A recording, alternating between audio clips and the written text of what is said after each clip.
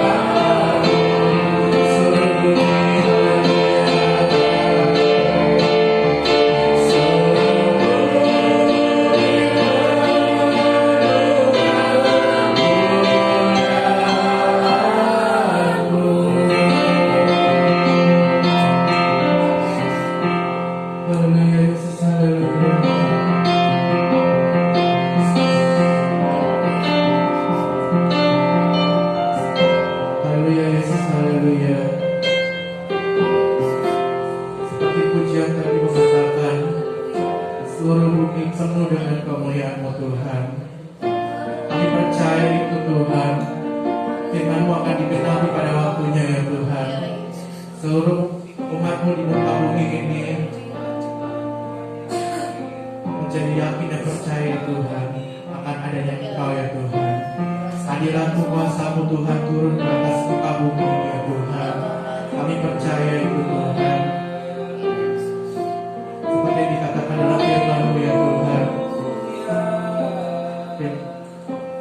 Engkau akan jadikan kami semua bangsa dan murid di dalam nama Tuhan Yesus. Kami percaya itu ya Tuhan. Kami yakin Tuhan bahwa janji-Mu pasti akan digenapi ya Tuhan. Kami berterima kasih Tuhan pada hari ini karena kasih setia-Mu Tuhan dalam kehidupan kami ya Tuhan. Kami percaya Tuhan pada hari ini bukan suatu kebetulan, ini bukan suatu rutinitas bagi kami Tuhan. Tapi kami tahu Tuhan, ketika kami meluangkan waktu kami Tuhan, hidup kami Tuhan, untuk memuji memuliakan nama-Mu Tuhan. Kami percaya Tuhan, kuasa-Mu turun bagi setiap kami Tuhan, baik bagi jemaat-Mu yang ada di PJ ini maupun juga yang mengikuti ibadah secara online Tuhan. Kami percaya Tuhan, hadirat Tuhan turun ke atas kami semua ya Tuhan. Terima kasih Tuhan, terima kasih Yesus. Biar ibadah ini kami serahkan hanya dalam kasih ya Tuhan. Terima kasih Tuhan, terima kasih Yesus. Ini doa kami Tuhan. Di dalam nama Tuhan Yesus kami berdoa ucap syukur. Haleluya, amin. Haleluya. Kita siap memuji nama Tuhan, amin. Saya undang sidang jemaat kami berdiri. Kita mau katakan, kecaplah dan lihatlah.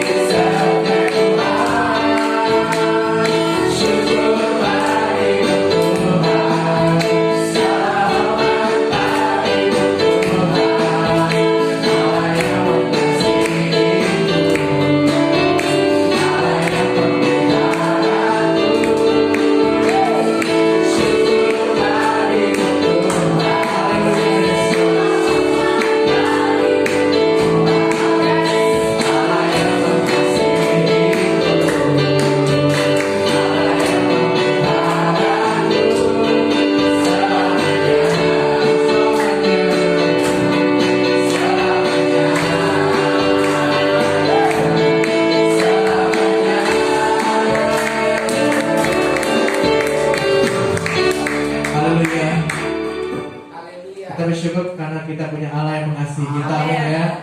Haleluya. Kita menaikkan satu pujian lagi, kita mengatakan Roh Kudus tercurah di tempat ini. Haleluya.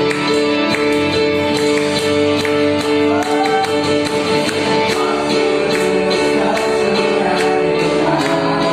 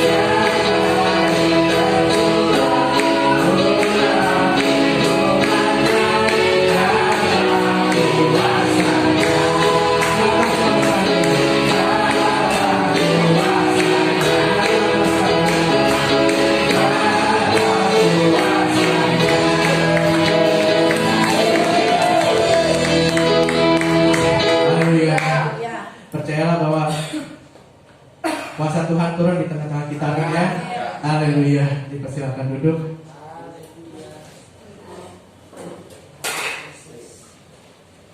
Ya. Kita akan masuk ke dalam firman Tuhan yang akan disampaikan dalam materi.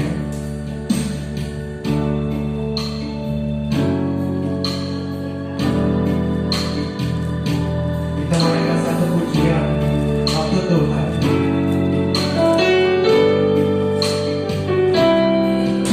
Kau izinkan sesuatu terjadi.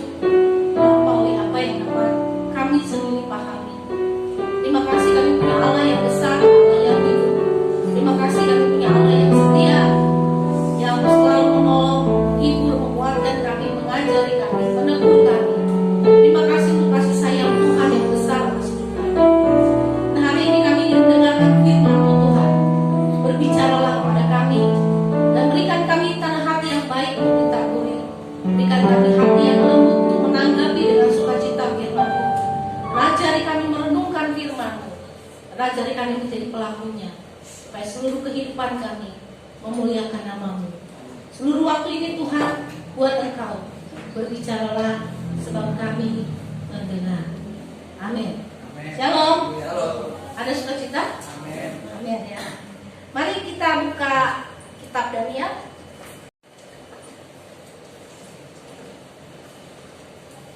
Kalau saudara baca Daniel di HP suci ya, itu di ayat 31 atau bisa dibilang Daniel 6 ayat 1 ya. Di Daniel pasal 5 ayat 31 atau di Daniel 6 ayat 1. Daniel di gua singa, itu judulnya gitu ya. Coba lihat Daniel di gua singa. Kalau udah ketemu bilang amin. Amin. Daniel 6. Ya, oke. Daniel 6 ya. Udah ketemu? Oke, udah ketemu ya. Gua singa. Dairus orang Media menerima pemerintahan ketika dia berumur 62 tahun. Lalu berkenalah Darius mengangkat 120 wakil-wakil raja atas kerajaannya. Mereka akan ditempatkan di seluruh kerajaan. Membawahi mereka diangkat pula 3 pejabat tinggi. Dan Daniel adalah salah satu dari ketiga orang itu. Kepada mereka lah para wakil-wakil raja harus memberi pertanggungjawaban supaya raja jangan dirugikan. Maka Daniel ini melebihi para pejabat tinggi dan wakil raja itu, karena dia mempunyai roh yang luar biasa. Dan raja bermaksud untuk menempatkannya di atas seluruh kerajaannya. Kemudian para pejabat tinggi dan wakil raja itu mencari alasan dakwaan terhadap Daniel dalam hal pemerintahan, tetapi mereka tidak mendapat alasan apapun atau suatu kesalahan, sebab ia setia dan tidak ada didapati sesuatu kelalaian atau suatu kesalahan padanya. Maka berkatalah orang-orang itu, kita tidak akan mendapat suatu alasan dakwaan terhadap Daniel ini kecuali dalam hal ibadahnya kepada Allahnya. Kemudian bergegas-gegaslah para pejabat tinggi dan wakil raja itu menghadap raja serta berkata kepadanya, "Ya Raja Dairus, kekalah hidup tuanku." Semua pejabat tinggi kerajaan itu, semua penguasa dan wakil raja, para menteri dan bupati telah mufakat supaya dikeluarkan kiranya suatu penetapan raja dan ditetapkan suatu larangan agar barang siapa yang dalam 30 hari menyampaikan permohonan kepada salah satu dewa atau manusia kecuali kepada tuanku yang raja, maka dia akan dilemparkan ke dalam gua singa. Oleh sebab itu ya raja, keluarkanlah larangan itu dan buatlah satu surat perintah yang tidak dapat diubah menurut undang-undang orang Media dan Persia yang tidak dapat dicabut kembali. Sebab itu Raja Dairus membuat surat perintah dan larangan itu. Demi didengar Daniel bahwa suatu perintah telah dibuat, pergilah dia ke rumahnya. Dalam kamar atasnya ada tingkap-tingkap yang terbuka ke arah Yerusalem. 3 kali sehari dia berlutut, berdoa serta memuji Allahnya seperti yang biasa dilakukannya. Lalu orang-orang itu bergegas-gegas masuk dan mendapati Daniel sedang berdoa dan memohon kepada Allahnya. Kemudian mereka menghadap raja dan menanyakan kepadanya tentang larangan raja. Bukankah tuanku mengeluarkan satu larangan supaya setiap orang yang dalam 30 hari menyampaikan permohonan kepada salah satu dewa atau manusia kecuali kepada tuanku ya raja akan dilemparkan ke dalam gua singa? Jawab raja, perkara itu telah pasti menurut undang-undang Media dan Persia yang tidak dapat dicabut kembali. Lalu kata mereka kepada raja, Daniel, salah seorang buangan dari Yehuda, tidak mengindahkan tuanku ya raja, dan tidak mengindahkan larangan yang tuanku keluarkan, tetapi 3 kali sehari dia mengucapkan doanya. Setelah raja mendengar hal itu, maka sangat sedihlah dia, dan dia mencari jalan untuk melepaskan Daniel. Bahkan sampai matahari masuk, dia masih berusaha untuk menolongnya. Kita bisa baca berikutnya. Saudara-saudaraku sekalian, kita bisa baca ini tentang tokoh Daniel. Daniel itu dibilang orang yang mempunyai roh yang luar biasa. Kita bilang roh yang luar biasa. Kalau saudara baca Alkitab sebelumnya dari kitab Daniel, saudara akan menemukan kenapa Daniel punya roh yang luar biasa. Segala sesuatu yang terjadi dalam hidup kita sebenarnya ada sesuatu yang kita bayar, sebenarnya harus kita lakukan. Daniel mempunyai roh yang luar biasa itu karena komitmen hidupnya. Waktu dia dibuang dari Israel ke Babilonia, Daniel itu punya komitmen yang luar biasa. Ketika dia dengan Sadrak, Mesak, Abednego dipilih oleh raja untuk menjadi seorang pemuka, mereka disuruh makan hidangan yang dihidangkan oleh raja. Tetapi komitmen terbesar dari Daniel dan teman-temannya ini adalah apa? Mereka tidak mau menajiskan diri dengan makanan yang disediakan untuk raja, karena makanan itu daging yang diharamkan pada waktu itu yang najis. Dan yang kedua, bahwa itu pasti sudah dipersembahkan ke berhala. Jadi mereka tidak mau makan, ya. Mereka milih makan sayur-sayuran. Dan dites hasilnya kayak gimana? Ternyata yang makan sayur-sayuran itu jauh lebih jenius, 10 kali lipat lebih pintar daripada yang makan daging. Intinya bukan karena soal makan daging dan sayur, saudara. Intinya adalah Daniel punya komitmen yang besar kepada Allahnya, dan Tuhan membuat Daniel menjadi lebih berhikmat dari siapapun pada masa itu. Dan sampai hari ini nggak ada orang sejenius Daniel loh. Dan termasuk Albert Einstein aja ya, sepintarnya Albert Einstein itu belum sehebat Daniel. Nah, ya. Jadi kalau saudara bayangin sangat luar biasanya dia. Kenapa bisa dibilang sangat luar biasa? Karena sampai tiga masa pemerintahan raja yang berbeda, Babilonia, Media, Persia, itu raja berbeda dan kerajaan berbeda, saudara. Dia bisa tetap hidup di situ dan dia eksis sebagai seorang penasehat yang handal. Bayangin nggak, kalau itu dia pernah jadi raja dari musuh kerajaan pasti dibunuh mestinya. Tapi Daniel tuh enggak. Media yang perintah, Media angkat Daniel jadi penasehat. Selesai Media dikalahkan oleh Persia, apa yang terjadi? Raja Persia mengangkat Daniel jadi seorang penasehat. Jadi intinya saudara, Daniel itu orang yang punya roh luar biasa. Dan ada alasan kenapa dia punya roh yang luar biasa. Karena dia komitmen kepada Allahnya. Dia tidak takut dengan resiko. Ya, kadang-kadang kita itu banyak orang pengen jabatan, ninggalin Tuhan supaya jalannya apa? Mudah, mulus. Kita pengen naik jabatan, kita pengen sukses, pengen kaya, pakai jalan simpang siur yang ngeles-ngeles sedikit, nyerempet-nyerempet ya, saudara. Supaya apa? Rezekinya nambah. Pengen dapat jodoh walaupun itu bukan seiman, bisa nyerempet-nyerempet. Suka nyimpang dari jalan yang Tuhan mau, saudara. Dan kita nggak lihat mujizat. Daniel bisa ngalamin punya roh yang luar biasa. Itu karena komitmen. Sekali lagi saudara. Karena apa? Komitmennya kepada Tuhan. Kesungguhan hatinya. Bayangin nggak waktu dia lagi bilang dia nggak mau makan makanan raja dan dia minta sayur raja. Itu yang bagian menghidangkan makanan raja itu bukan kota loh. Takut diapain? Dimatiin sama raja. Kenapa? Karena lu kasih dia makan sayur jadi bego gitu misalnya ya gitu. Jadi takut. Tapi Daniel bilang enggak, kasih aja percobaan. Kasih aja percobaan sama berapa waktu. Saya makan itu jadi kurus nggak gitu ya? Atau jadi lemes nggak? Atau sakit nggak? Atau jadi bodoh nggak? Dan dipercobakanlah itu kepada Daniel. Dia makan sayur, yang nggak makan makanan sehidangan dengan raja. Dan ternyata dilihat oleh si penyedia makanan. Wow, ternyata Daniel lebih segar, lebih kelihatan kinclong, lebih pintar dari siapapun pada masa itu. Bukan karena sayurnya sih sebenarnya mah ya. Kalau orang cuma makan sayur doang, nggak makan ya protein bisa lemes ya saudara ya. Protein kan kalau sekarang tuh ada nggak makan daging harus ada kacang-kacangan gitu ya. Kalau nggak ada bisa lemes. Cuma makan sayur doang ya. Tapi intinya satu hal yang kata sayur plus sebenarnya. Plus apa? Kehadiran Tuhan dalam hidup Daniel. Dan makanya ada banyak orang dulu yang hidupnya kelaparan tapi cinta Tuhan. Makannya cuma bubur. Saya ingat kakak rohani saya udah meninggal sih itu ya.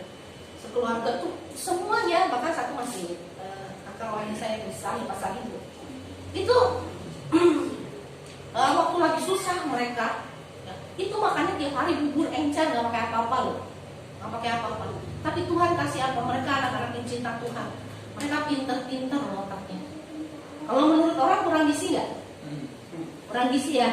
Kurang gizi lah, makan bubur air gitu untuk ngisi perutnya, nggak makan yang lain-lain, cuma gitu doang.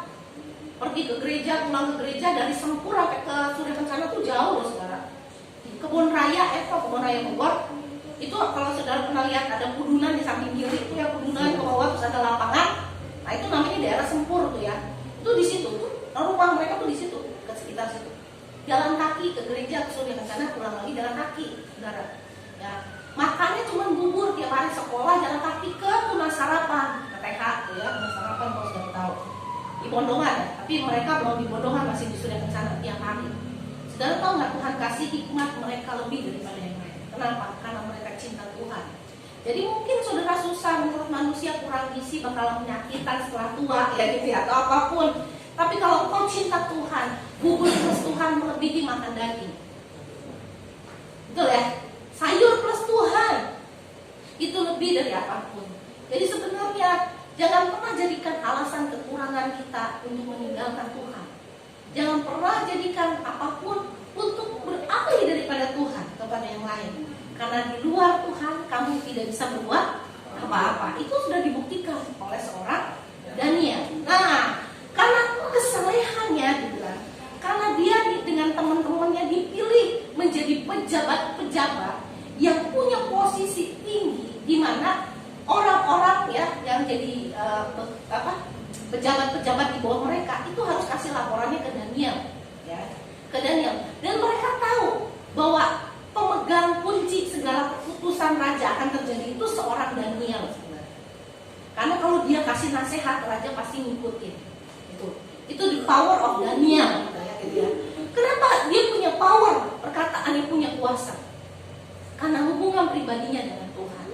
Jadi saudaraku, kalau kita pengen hidup kita itu penuh dengan kuasa Tuhan, penuh kemuliaan Tuhan, perkataan kita penuh kemuliaan Tuhan, maka kita harus dekat dengan Tuhan. Jangan pernah gadaikan Tuhan dengan posisi, dengan jabatan, dengan apapun yang ada dalam dunia ini yang ditawarkan kepada kita. Maka Tuhan akan menyertai kita. Apapun alasannya, penyertaan Tuhan itu lebih dari apapun. Amin, saudara ya. Amin. Ya. Katanya gini, kita baca Alkitab juga. Jerih lelah tidak menjadikan orang kaya, tetapi apa? Tapi diberkatilah orang yang takut akan Tuhan, janji Tuhan. Lalu Tuhan memberkati orang yang dikasihinya ketika ngapain? Sedang tidur. Jadi intinya apa, saudara? Kalau engkau berpikir dengan kerja kerasmu, dengan kompromimu terhadap dunia, engkau bisa jadi kaya, kamu salah. Ya, karena kekayaan itu nggak akan abadi, betul ya? Nggak akan abadi, lenyap. Tapi Daniel kenapa bisa posisinya tetap sampai 3 generasi raja dan umurnya luar biasa panjang, belum menurut saya ya. Dan otaknya luar biasa cemerlang karena nggak pikun sampai tua tetap jadi penasehat. Itu karena kedekatannya dengan Tuhan. Jadi lebih penting mana, saudara? Antara mungkin kita pengen makanan yang bergizi sampai kompromi, pengen kaya supaya semuanya gampang, mudah, rumah sakit mudah. Ya saudara, saya mau bilang satu hal. Ada orang punya uang banyak, sakit-sakitan, masuk rumah sakit, duitnya habis nggak? Habis. Kaya nggak dia? Nikmatin nggak dia? Nggak nikmatin, itu nggak? Ya. Tapi orang takut sama Tuhan, makan sayur doang dia bisa nikmatin hidupnya karena dia sehat, nggak perlu pusing mikir rumah sakit. Enakan mana? Halo, nggak enak dua-duanya? Iya. Enak kaya tapi sehat. Enak kaya tapi sehat. Terus diberkati Tuhan. Iya. Emang manusia ratus ya, gitu kan? Oh, pemikirannya gitu. Udah kaya katanya apa? Sehat. Ganteng, cantik, sehat, surga.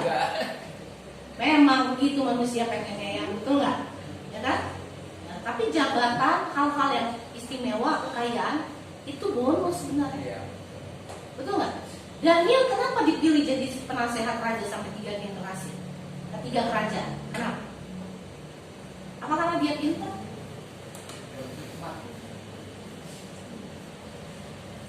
Bukan. Apa karena dia kaya? Bukan. Karena dibilang Daniel punya roh yang luar biasa. Kuncinya di situ. Artinya apa? Penyertaan Tuhan. Ada orang banyak berpikir kaya adalah solusi dari kehidupan. Nggak jadi solusi, saya bilang tadi. Banyak orang punya kekayaan, ujung-ujungnya habisnya di rumah sakit, berobat terus. Nggak boleh makan ini, nggak boleh makan itu. Kekayaannya sia-sia, betul nggak? Ya kan? Kita sederhana aja, makan tempe oke, makan ini oke, makan itu oke, no problem. Jadi saudaraku, ingatlah, jangan mengejar apa yang dunia ini tawarkan sampai saudara kompromi ninggalin Tuhan, atau kompromi berjalan nyimpang daripada Tuhan, berjalan jauh dari ketaatan kepada Tuhan, karena semua itu akan lenyap. Nah, Daniel diuji lagi yang berikutnya, karena jabatan yang tinggi dan keputusannya sangat berpengaruh terhadap raja. Lalu orang-orang itu berusaha, pejabat-pejabat yang suka korup, pejabat yang suka kasih laporan-laporan palsu ya. Karena kita punya presiden luar biasa ya, ini bukan politik. Tapi presiden kita yang satu ini nggak pernah mau cuman asal dengar, asal bos senang, betul ya? Bilang laporan Pak, bla bla bla bla bla bla. Ya terima, padahal enggak ya. Pak Jokowi lagi kasus COVID-19 itu susah orang-orang cari obat ya, yang social distancing mandiri itu susah untuk dapat obat. Kenapa sampai susah? Katanya distribusi obatnya banyak katanya. Dia turun sendiri tanya ke aku, gitu ya. Dia tes, saudara. Dia tidak pengen asal bos senang, dia pengen tahu bener nggak laporannya. Nah kira-kira Daniel modelnya kayak gitu ya. Jadi dia nggak gampang terima laporan orang terus langsung oke gitu ya. Karena semua keputusan raja itu lahir dari tanggapan Daniel. Itulah ya Daniel. Makanya orang-orang itu benci dan berusaha ngapain? Jatuhin Daniel. Caranya apa? Kembali. Itu di perpolitikan kita sering lihat penjilat-penjilat ya, gitu ya. Lalu mereka bilang, "Tuanku," katanya, "kekalah hidupmu." Di sini ada yang hidupnya kekal? Ada di sini abadi? Awet muda abadi? Nggak ada ya. Kita semua mati bentar lagi, nggak tahu gilirannya kapan. Ya, baru kekal setelah itu rohnya, tubuhnya mah nggak bakalan kekal. Dia bilang apa? "Kekalah hidup Tuanku," kata si penjilat ini. Lalu dia mulai bilang, "Tuanku, izinkanlah supaya dijadikan ini undang-undang di Media dan Persia, yaitu bahwa gak boleh ada orang nyembah dewa yang manapun, manusia yang manapun, Tuhan yang manapun, kecuali nyembah patung Tuhan." Dan paling luar biasanya dari seorang Daniel, coba kalau orang kedengar gitu ketar-ketir, dia langsung sembunyi, betul nggak? Langsung sembunyi, takut ya. Daniel itu enggak. Dia dengar itu bukannya ketakutan sama keputusan manusia. Setelah dia dengar itu, dia datang kepada siapa? Kepada Tuhan, seperti yang biasa dia lakukan 3 kali sehari. Dia berdoa ngadep ke Yerusalem. Dan dia malah berdoa, yang dilarang malah dia lakukan. Kenapa? Karena perintah Tuhan lebih dari perintah manusia. Dia naik ke tempat biasa di loteng rumahnya, dia berdoa kepada Allahnya. Nah, orang-orang itu kenapa sampai bikin fitnah kayak gitu? Nih ya, catat saudara, satu nilai yang luar biasa. Kenapa mereka tidak bisa menggugat Daniel kepada raja tentang hal apapun? Kan dibilang Daniel itu nggak ada salahnya, nggak ada cacat celahnya dalam perilakunya, hidupnya lurus dan murni, berjalan dalam terang dan kebenaran. Jadi kalau soal begitu mereka susah cari kesalahannya Daniel, nggak ada. Data-data kesalahan Daniel nggak ada. Cuman satu Daniel bisa dibikin jadi terdakwa, yaitu soal imannya. Makanya dibikin aturan itu. Saudara dengar gak Ahok? Kenapa Ahok digituin waktu lagi kasus PKI? Karena dia benar, dan dia nggak ada kesalahannya. Soal korupsi, dicari soal korupsinya nggak ada, ya kan? Nah, soal ngapain dia malah murah hati sama orang, uang lebih dikembaliin. Mana ada jatah gubernur kembaliin seumur umur ya? Cuma dia doang kembali jatah gubernur. Makanya dicari kesalahannya. Nyenggol tuh, ya. Langsung apa? Langsung tersangka, langsung terdakwa, langsung penjara. Nikmat banget hidup Ahok. Ya, dipenjarakan. Dia sangkalin nggak imannya? Enggak. Dia tetap dalam posisinya, di penjara. Dia lebih terhormat dari orang terhormat. Saudara, satu hal walaupun lepas dari tentang istrinya ya, lepas. Saya hanya bicara satu hal, bahwa kalau hidup kita kita benar, mungkin resikonya ada, nggak enak dalam hidup kita. Tapi percayalah saudara tentang penyertaan Tuhan yang sempurna, Amin. bahwa Tuhan tidak pernah gagal. Kalau saudara baca atau dengar di YouTube baru-baru ini, seorang siapa? Muhammad Kacik, Oh, ya. ya, dia ngomong kebenaran sebenarnya tentang kitab dia sebelumnya. Lalu orang-orang yang nggak paham dari kaumnya itu yang sebelumnya menggugat dia bahwa dia melakukan fitnah, tafsir palsu. Yang ternyata setelah dibacakan semua kaget bahwa ayat yang disebutkan Muhammad Kacik memang ada di kitab suci mereka. Dan mereka yang nggak baca dan mereka tidak tahu kitabnya. Tapi Muhammad Kacik udah ngalamin aniaya, dipukulin, dikasih makan kotoran manusia. Salibnya berat banget loh saudara. Salibnya berat banget. Dan ternyata dari kasusnya sampai ke sini sekarang, itu banyak orang-orang termasuk polisi itu terkaget-kaget. Kenapa? Ketika mereka baca kitab sucinya, ayat yang disebut Muhammad Kacik itu memang ada. Jadi sepahit apapun itu yang dihadapi seorang hamba Tuhan yang namanya Muhammad Kacik, dia rela, dia tetap ada dalam pemeliharaan Tuhan, dia tidak meninggalkan Tuhan sekalipun aniaya yang berat yang dia terima di penjara. Saudara. Dan saya yakin Tuhan dipermuliakan dan akan banyak orang datang kepada Tuhan karena pengorbanan dilakukan oleh seorang Muhammad Kacik. Dan dia bayar harganya dan imannya saudara kepada Tuhan. Dia membukakan apa yang terselubung selama ini. Dan dia ngambil resikonya. Dia bilang ketika istrinya bilang, "Pak, jangan Pak, nanti resikonya besar." Dia bilang apa? Kapan juga bisa mati katanya ya gitu ya. Dia bisa mati karena dia juga pikir udah tua, kalau mati juga ya udahlah gitu ya. Gitu. Intinya gitu. Jadi dia berikan hidupnya buat Tuhan. Saudara, banyak orang-orang Muslim bahkan ini yang tidak percaya Tuhan, ketika mereka mencari Tuhan yang hidup dengan sungguh-sungguh berdoa, Tuhan menyatakan dirinya. Jadi banyak mereka yang datang ke Kristen itu menerima Yesus sebagai juru selamat itu karena dapat penglihatan loh saudara, dapat mimpi, ya. Karena apa? Mereka ingin mengenal Tuhan. Saya bertanya sama saudara orang Kristen, nih, tahukah kau oh Kristen? Kamulah khotbah hidup.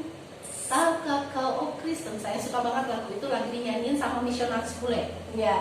Tahukah kau oh Kristen? Kamulah khotbah hidup katanya. Tahukah kau oh Kristen? Kamulah khotbah hidup.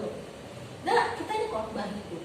Khotbah hidup itu seharusnya ada bahan khotbahnya di dalam sini. Ya betul ya? Kitanya jadi bahan khotbah. Kita bisa jadi bahan khotbah atau kita sendiri memancarkan kehidupan Kristus dengan cara apa? Kedekatan kita dengan Tuhan. Itu seperti Daniel. Dia susah digugat tentang apapun kecuali tentang imannya. Karena kesalehannya nampak, karena imannya nampak. Ya. Karena begitu cemerlang dan bersinar dia di tengah kegelapan dan susah dibantahkan. Saudaraku, biarlah kita hari-hari ini dekat dengan Tuhan. Jangan sampai orang di luar kita tuh ya, yang haus dan lapar akan kebenaran, bertemu dengan Tuhan secara pribadi. Saudara bertahun-tahun ikut Tuhan, saudara tidak mengenal juru selamat ini. Sedih gak? Sedih loh saudara. Itu nanti kita kayak anak sulung ya, khotbahnya Pak Uli itu kemarin ya. Sama-sama dengan bapaknya, tapi gak kenal pribadi bapaknya loh. Benar gak? Benar gak? Sampai ketika bapaknya nyambut si bungsu yang hilang itu, dia jealous. Halo, orang di luar ngalamin Tuhan loh saudara. Mereka ngalamin Tuhan karena mereka apa? Mereka ingin mengenal Tuhan. Mereka kalau sembahyang apa? Banyak mereka tuh doanya gini dulu. Ya Allah, tunjukkanlah padaku Allah yang hidup, Allah yang benar yang manis. Dengan tulus mereka cari Allah yang hidup dan mereka bertemu dengan Kristus. Amin. Ya, karena saya selalu ingat kalau saya berdoa selalu bilang gini, Tuhan, ketika mereka sembahyang di waktu, ketika mereka baca Quran, ketika mereka pergi ke Mekah, ketika mereka melakukan ritual ibadahnya, biarlah mereka berjumpa dengan Tuhan. Dan mereka ngalamin loh perjumpaan dengan Yesus. Ada yang melihat Tuhan Yesus di kawah. Saudara ya, Tuhan Yesus di kawah, akhirnya apa? Bukan nimbah lagi ke batu itu, tapi datang kepada Yesus. Saudaraku, orang di luar Tuhan itu datang dan bertemu dengan Yesus. Saudara udah bertemu dengan Tuhan belum? Halo? Udah bertemu dengan Tuhan belum? Gak perlu sih kita melihat Tuhan lewat mimpi, gak perlu juga sih. Saudara percaya gak Tuhan Yesus ada? Yang percaya angkat tangan. Ya, yang di rumah nih, yang nanti dengerin ini khotbah, ya, pertanyaan saya, kamu percaya gak Tuhan ada? Ada nggak di dalam hidupmu? Ada. Dia telah menolong kamu nggak? Amin. Masih nolong kamu nggak? Masih. Iya, kita juga nggak perlu melihat juga sih. Tapi kita ngalamin Tuhan dalam hidup kita sehari-hari. Itu yang paling penting. Itu yang bisa bikin kita kuat. Dia jadi kuat, walaupun resikonya masuk dalam gua singa, itu karena pengenalannya akan Allahnya. Karena satu relasi yang luar biasa erat dan dekat dari Daniel dengan Tuhan. Makanya Daniel bukannya lari, bukannya sembunyi, malah datang berdoa. Yang dilarang malah dia lakukan. Karena itu yang Tuhan mau. Ya, dia pergi berdoa. Saudara, apa yang terjadi dengan raja? Kalau kita baca berikutnya, reaksi raja itu sedih, betul nggak? Iya. Dia galau. Kenapa? Karena dia tahu Daniel itu orang yang baik. Oh, lihat citranya ya, betul nggak? Daniel itu penasehat yang baik, bukan penasehat sialan. Ya, bukan penasehat sialan, tapi Daniel itu penasehat yang baik.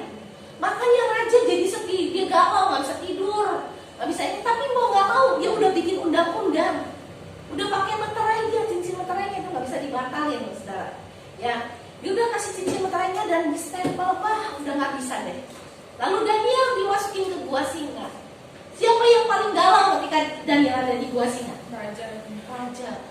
Daniel, hamba Allah yang maha tinggi, apakah baik-baik saja hidupmu? Dan dia jawab apa? Aduh, saya paling suka banget deh itu lagi melo banget ya, raja tuh melo gitu ya, nanya Daniel, apakah kamu baik-baik saja di situ? Terus Daniel dengan santainya, ya, sebenarnya bayangin nggak, Daniel tuh santai loh sebenarnya. Dia duduk dan dia bilang ini, sejahteralah hidup tuanku, saya di sini baik-baik aja. Oh, saya di sini baik-baik aja, saudara. Ya, santai dia jawab. Padahal singa yang ada di bawah itu singa apa? Singa lapar. Harusnya dilemparin aja Daniel di situ langsung terkam, saudara, habis. Tapi enggak, ternyata singa-singa itu bingkem lagi Daniel di situ, berkawan dengan singa-singa. Ya, kenapa? Itu penyertaan Tuhan. Jadi kalau saudara pengen lihat penyertaan Tuhan di tengah badai yang besar, di tengah krisis yang besar, di tengah keputusan harus ninggalin Tuhan atau berjalan dengan Tuhan, harus kompromi dengan dunia atau tetap teguh dengan firman Tuhan, ditawarkan kepada hidupmu dan engkau tetap memilih untuk taat dengan Tuhan, itulah saatnya mujizat terjadi. Amin. Saat kamu memutuskan untuk mentaati Tuhan, saat itulah mujizat terjadi. Bahkan yang saya paling suka itu waktu Sadra, Mesa, Abednego ditanya, ayolah Sadra, Mesa, Abednego, kamu sembah aja ke patung nanti. Kalau udah gitu kamu gak jadi masukin ke dalam dapur perapian, gitu, itu tentang itu ya. Lalu Sadra, Mesa, Abednego bilang apa? Sekalipun Allahku tidak melepaskan aku dari dapur perapian ini, aku tidak akan menyembah Allah Tuhan.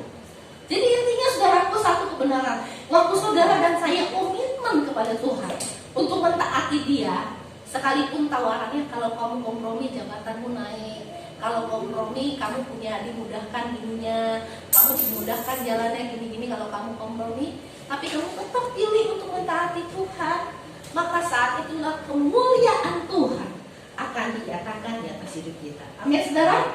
Amin. Ya, biarlah kita punya komitmen seperti Sadra, Mesa, Abednego, atau tuh seperti Daniel.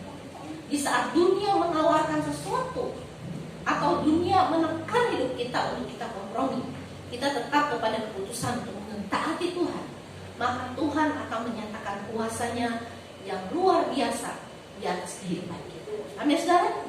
Itu janji. Dan Tuhan tidak pernah berdusta. Betul? Ya, sekalipun resikonya harus mati,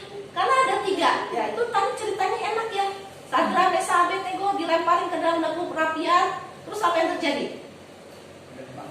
Ada 4 orang di dalam dapur perapian, betul ya? Jalan-jalan selembar pun dari rambut mereka kebakar nggak? Enggak, kita bilangnya. Mereka keluar, Raji sampai bingung, dilemparin 3 atau jalan 4 di dalam dapur perapian. Amazing banget loh. Yang ngelemparinnya mati malah, karena saking panasnya 7 kali dipanaskan katanya dapur perapian. Itu yang terjadi, kelihatannya enak ya. Dan yang dimasukin ke dalam gua singa, singanya bingkem, betul nggak? Ya nggak dimakan singa. Itu miracle banget, betul nggak? Betul. Tapi ada kisah 3 orang misionaris Inggris dengan 3 orang pemuda, ya, intinya masih muda mereka, dengan istrinya masing-masing pergi ke sebuah pulau yang masih primitif. Lalu orang-orang bilang kepada mereka, jangan pergi ke sana. Kalau kamu pergi ke sana, kamu mati, dibunuh. Mereka dibunuh nggak? Dibunuh habis. 3 misionaris dengan istri mereka, semuanya itu. Tapi satu hal, orang yang membunuh mereka melihat begitu baiknya orang Kristen, hamba Tuhan ini. Dan dari satu orang inilah, ya, yang terpesona dengan Injil Tuhan, seluruh pulau itu diselamatkan. Mereka mati, mereka mati. Tapi darahnya berseru-seru kepada Tuhan. Dan banyak orang dari pulau itu menjadi percaya kepada Tuhan karena 6 orang yang mati karena Injil. David Livingstone ketika dia pelayanan di Afrika, dia sakit, dia ngalamin pernah diserang sama singa dan dia cacat karena singa. Lalu dia kena disentri, dia demam berkali-kali, kena demam malaria berkali-kali. Lalu orang bilang profesor ya sebenarnya, dokter, dia dibilang, dokter kenapa kamu mau lakukan ini ya? Kamu kehilangan banyak. Saya bilang, saya nggak kehilangan. Saya akan kehilangan kalau saya meninggalkan Kristus. Saya jalan dengan Kristus. Dan dia saudara, dia berikan hidupnya sungguh-sungguh buat Tuhan. Kadang-kadang waktu kita ikut Tuhan, ada salib yang kelihatannya nggak enak. Ada yang orang dunia ini bilang kita begitu bodoh karena kita mengikuti Tuhan. Hidup lu kayak gitu amat, ikut Tuhan. Mungkin orang bilang gitu sama kita. Tapi tetaplah teguh, karena buah dari apa yang kita tabur itu tidak akan pernah sia-sia. Amin saudara. Ya, 6 orang itu mati, tapi ratusan bahkan ribuan orang datang kepada Tuhan. David Livingstone mengorbankan hidupnya sedemikian rupa, tetapi ribuan jiwa-jiwa menjadi percaya kepada Tuhan. Saudara, itu tergantung bagaimana sikap hatimu. Belajar mentaati Tuhan di tengah krisis, belajar mentaati Tuhan di tengah dunia menawarkan kompromi dan berkat yang menurut dunia ini kayaknya besar, sama seperti iblis nawarin Tuhan Yesus bilang seperti ini, lihatlah seluruh kekayaan dunia ini di atas bukit ya. Lalu dia bilang, sembahlah aku maka aku akan memberikan semuanya ini kepadamu. Mungkin dunia itu juga bikin seperti itu. Kalau engkau kompromi, kau ninggalin ini, kau akan terima kekayaan. Bla bla bla bla. Tetapi ketika kita memutuskan untuk seperti Yesus, menolak ajakan iblis, ketika kita memutuskan untuk seperti Daniel, menolak kompromi dengan dunia, kita memutuskan seperti Sadrak, Meshach, Abednego untuk tetap teguh berjalan dengan Tuhan. Mungkin ada salib yang berat yang kita pikul, mungkin ada penderitaan, tetapi ingatlah pada saat itu kita sedang mempertemukan Tuhan kita ke dunia, dan orang akan melihatnya dan menjadi percaya kepada namanya. Amin saudara. Ya, saudara rindukan banyak orang percaya kepada Yesus. Amin ya. Jadikanlah hidup kita kesaksian yang baik. Taatlah sampai mati. Amin saudara. Setialah sampai mati. Mari kita makin berdiri.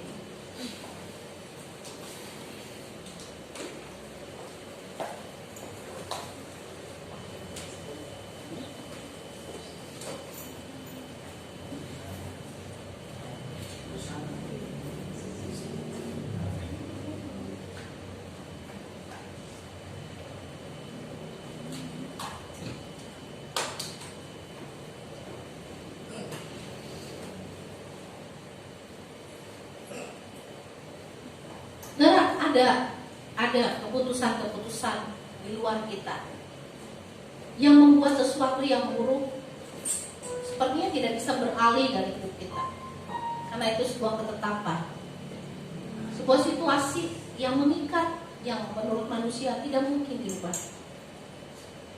Dan kita masuk ke dalam persoalan seperti Daniel. Karena undang-undang sudah diputuskan dan Daniel tidak bisa lari dari fakta bahwa dia didapati sebagai seorang yang bersalah, walaupun dia tidak salah. Jadi dimasukkan ke dalam lubang singa.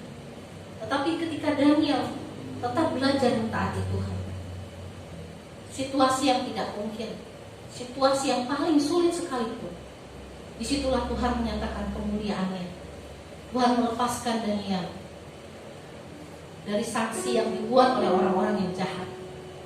Dan yang terjadi sebaliknya, orang-orang itu ganti Daniel, dilemparkan ke dalam gua singa, dan mereka dibinasakan oleh singa-singa. Saudaraku, ada banyak mungkin orang ingin menjatuhkan kita, mengambil posisi yang baik atau melarang kita untuk ada di posisi yang terbaik dalam karir kita. Tapi tetaplah dekat dengan Tuhan, karena kemuliaan, jabatan yang tinggi itu hanya sementara. Kalau Tuhan berkenan mengizinkan kita, Dia akan buat kita naik lebih tinggi dari siapapun. Haleluya, haleluya.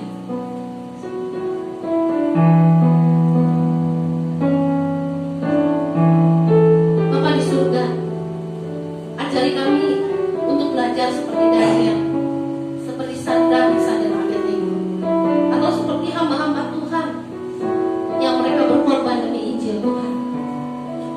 Mereka mempunyai komitmen yang kuat untuk taat dan setia kepada Tuhan, sekalipun salibnya berat, sekalipun tantangan di luar begitu berat, hal-hal yang buruk seperti yang diarahkan kepada kami. Kami harus memilih taat atau tidak taat kepada Tuhan, setia atau tidak setia kepada Tuhan. Tapi ajari kami teguh seperti Daniel teguh dalam Yesus. Ajari kami teguh setia kepada Engkau seperti Sadrak, Mesak, dan Abednego. Karena kami tahu bahwa Tuhan, Engkau menyertai kami. Engkau Allah yang setia dan tidak pernah berubah. Dan Engkau ingin menyatakan kemuliaan-Mu lewat kehidupan kami. Terima kasih Tuhan buat saleh-salehnya Tuhan yang telah memberi teladan baik kepada kami. Terima kasih buat hamba-hamba Tuhan yang telah hidup sungguh-sungguh mengorbankan hidupnya buat Tuhan, dan mereka sungguh menjadi terang yang bersinar di tengah kegelapan. Dan biarlah hidup kami juga menjadi terang yang bersinar di tengah kegelapan, bukan terang yang tersembunyi di bawah garuda, tetapi kami sungguh bersinar keluar untuk menyatakan kemuliaan Tuhan. Bapak, hamba-Mu selesai menyampaikan firman, tapi biarlah firman itu terus bicara dalam setiap hati jemaat, untuk tetap setia, tetap taat kepada Tuhan. Apapun yang dunia ini tawarkan, tetap setia, tetap taat kepada Tuhan. Terima kasih Bapa. Dalam nama Tuhan Yesus, kami berdoa. Amin. Saya minta Pak Binsa untuk maju membawakan perjamuan kudus sambil menyanyikan lagu.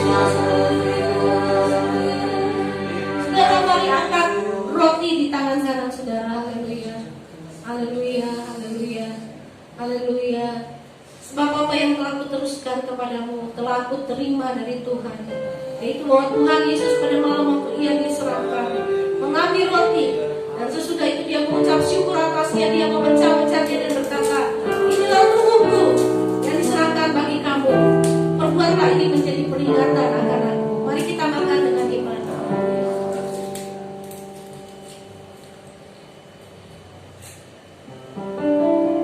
Haleluya, haleluya, haleluya.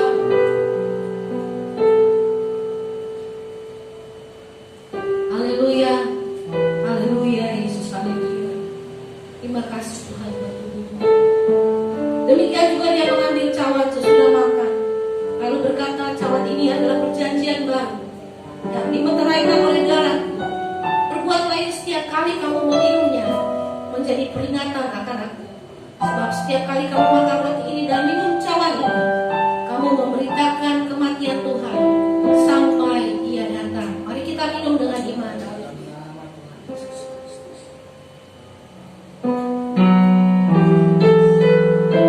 Haleluya, kami bersyukur Tuhan buat tubuhmu, darahmu Tuhan yang mencurah buat kami.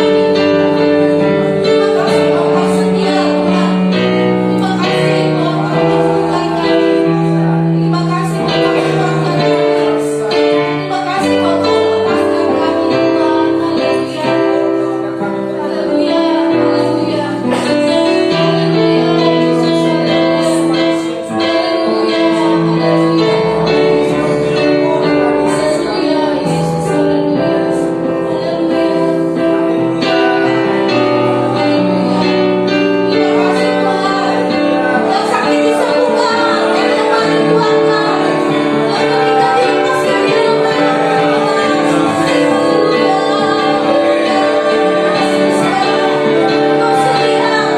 Engkau setia Yesus. Haleluya,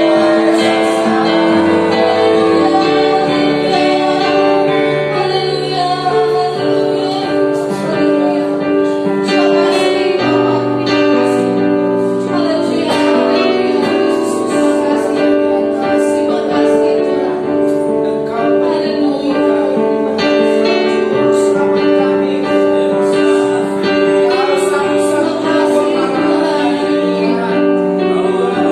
Haleluya, haleluya, Yesus, terima kasih.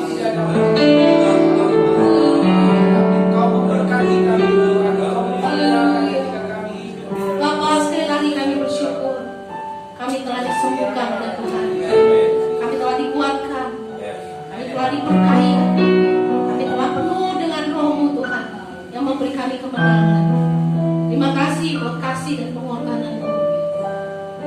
Di dalam nama Tuhan Yesus, kami bersyukur untuk sakramen ini. Amin. Silakan duduk di bawah saudara-saudara.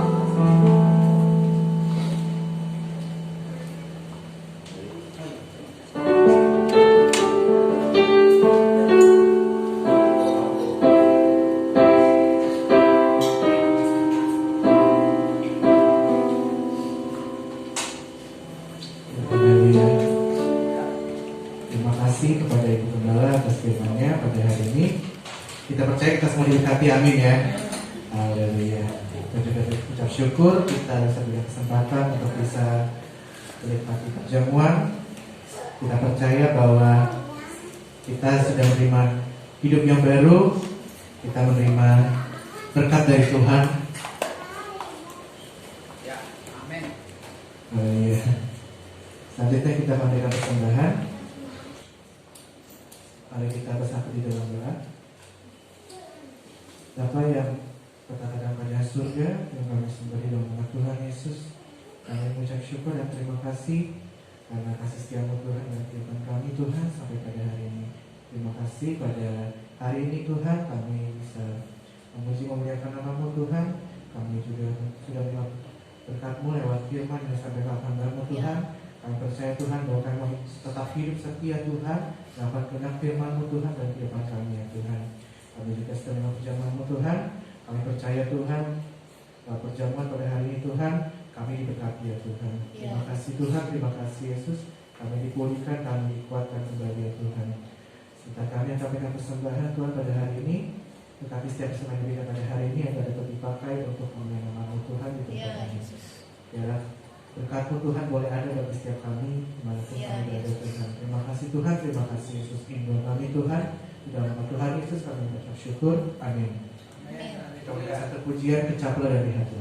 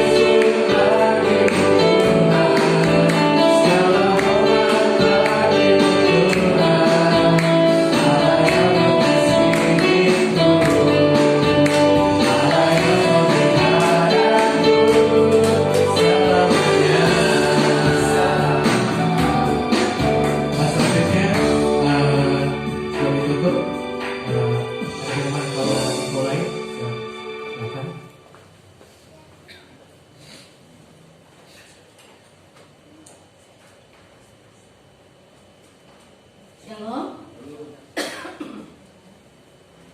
Ini ada pengumuman ya, undangan dari Reni, adiknya Dede ya, akan mengadakan pesta pernikahan pada tanggal 20 November di Bogor. Dan gerejanya di gereja HKBP karena suaminya orang HKBP ya. Jadi mereka diberkati di gereja HKBP, diberkati di sini ya.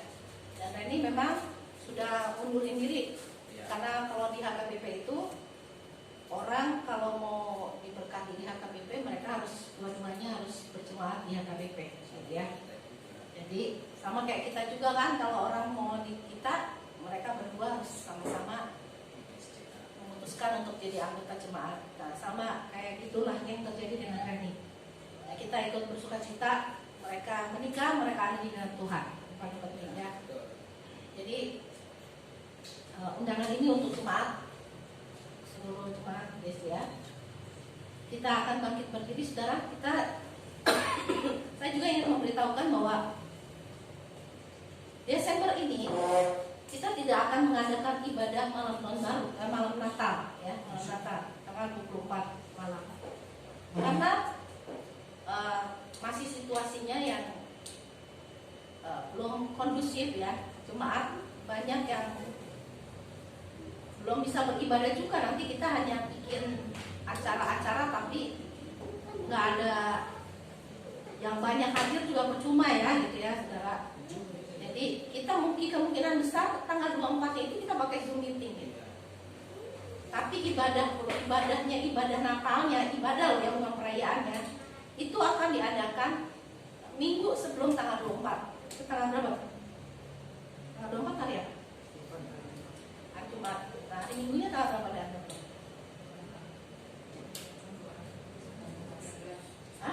Nah, tanggal 19 kita akan ibadah Natal ya di gereja. Ya, 24 malamnya kita pakai Zoom meeting. Zoom meeting di rumah.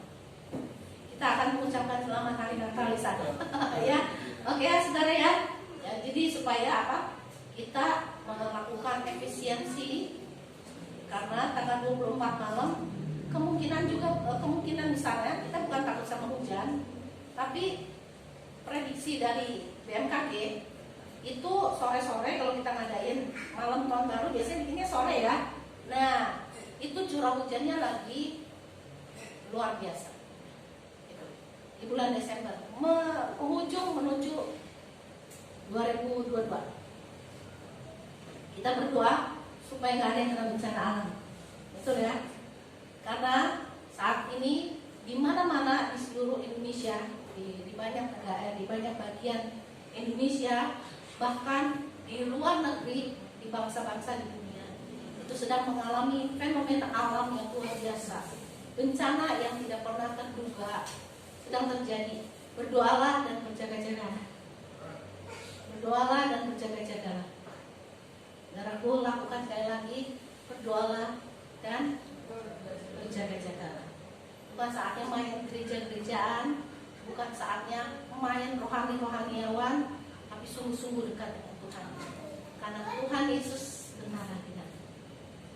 Bilang kiri kanan saudara, berdoalah dan berjaga-jaga. Dalam berjaga. Mari kita bangkit berdiri, saudara.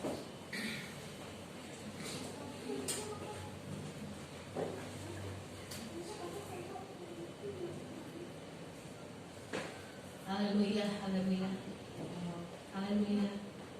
Bapa di surga, saat ini kami berdoa buat Indonesia. Kami berdoa situasi yang sedang melanda negeri kami, bencana di mana-mana, banjir, tanah longsor, gempa yang terus bertubi-tubi sedang menyerang di Pulau Jawa, bahkan Sumatera, di Nias, di Bali, di daerah-daerah lain, di Papua. Ada begitu banyak bencana alam sedang terjadi di negeri ini. Tuhan, Engkau memberi kekuatan kepada bangsa ini, memberikan jalan keluar buat bangsa ini. Biarlah setiap orang boleh datang bertelut kepada nama-Mu yang kudus, dan Engkau menyatakan belas kasihan-Mu terhadap bangsa kami. Berkati pemerintahan kami, pemerintahan yang saat ini dipimpin oleh Pak Jokowi. Lindungi, jauhkan dari segala yang jahat. Biarlah Indonesia boleh menjadi negara yang penuh dengan berkat Tuhan. Langitnya, sungainya, lautnya, daratannya diberkati oleh Tuhan.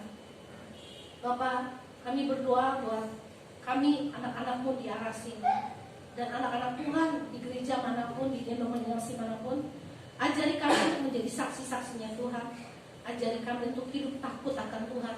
Ajari kami untuk hidup setia dengan Tuhan sampai Tuhan memanggil kami. Bapak, kami berdoa kiranya tangan kemurahan Tuhan ada di atas kami, memberikan kepada kami roh yang selalu peka untuk berjaga-jaga kapanpun Tuhan memanggil kami. Tuhan Yesus, kami serahkan kota kami, kota Depok, dan seluruh Indonesia. Biarlah Indonesia penuh kemuliaan Tuhan. Kami berdoa buat bangsa-bangsa yang sama sedang mengalami bencana di mana-mana. Tuhan memberi kekuatan. Tuhan memberi anak-anak Tuhan dimanapun mereka berada kekuatan daripada Tuhan. Biarlah shalom Tuhan ada di atas mereka. Dan Tuhan, Kau membawa bangsa-bangsa untuk datang kepada nama-Mu yang kudus, menerima Engkau sebagai Tuhan dan Juru Selamat. Kiranya kasih sayang Tuhan ada di atas muka bumi. Pemeliharaan Tuhan yang sempurna ada di atas anak-anak. Terima kasih Bapa. Di dalam nama Tuhan Yesus kami berdoa. Mari saudara angkat tangan saudara kepada Tuhan. Kekasih-kekasih Tuhan, cahaya wajah Tuhan menyinari kita. Tangannya yang baik serta penuh kemurahan ada di atas hidup kita. Karena itu terimalah berkat dari Allah Bapa, kasih sayang dari Tuhan Yesus, pimpinan dan penyertaan dari Roh Kudus, menuntun langkah kita sampai Maranatha Tuhan Yesus kembali. Haleluya.